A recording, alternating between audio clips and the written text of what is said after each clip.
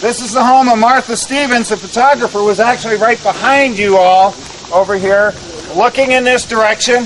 Once again, we've done archaeology based on this photograph and located the house. The house was marked, or is marked, by this kind of Valley Forge-ish looking enclosure. It actually doesn't enclose the structure precisely. The structure bleeds off in this direction. So we'll be marking it more accurately and also more elegantly as we go along.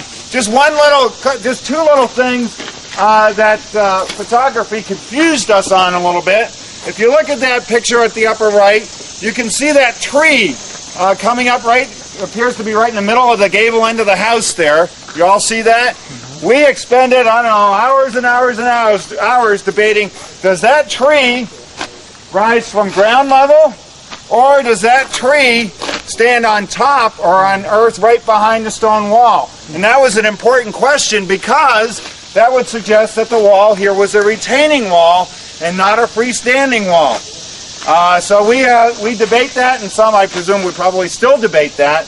But in fact, we have concluded that despite what the photograph seems to suggest, and it sure does look like it's growing out at ground level there right behind the wall, in fact, it is growing out of what is today's ground level, and this was not a retaining wall, but rather a freestanding wall. There was some other evidence there. The archaeology was very clear here in defining the break in the wall that was here for the Stevens house, which suggests that the Stevens house probably predated the construction of the wall, since they left the gap for it here. The other revelation here, which we were very glad about, is that as we walk along here, you'll see footers of a stone wall on this side of the road. We did not know whether that wall was there during the war or not. And we were very glad to discover and confirm that it was not there during the war. And the reason we were glad for that is it saved us about $250,000 having to rebuild the silly thing. So we're very happy about that. Let's walk down here just a few more steps. The most famous photographs taken during the American Civil War, taken in May of 1863 in the aftermath of the Second Battle of Fredericksburg, which of course was part of the Chancellorsville campaign. The camera perspective for that image is right about where I'm standing, in this area. Now again, this was an incredibly important photograph for us in terms of the restoration of the road. First off, it told us, it gave us the most information we could possibly have about the stone wall that we are about to rebuild between this stone wall, which was built in the 1930s by the CCC. The reason the wall ends here, because in 1936, when this was built, the federal government's property line was right there.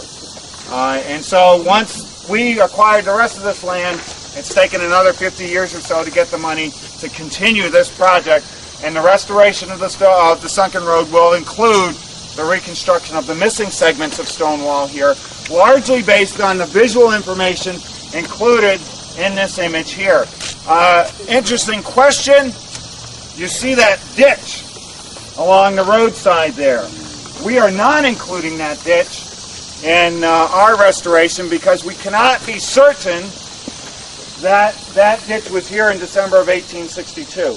It may have been something added between the battles. It sure appears that there's a firing step or something in there.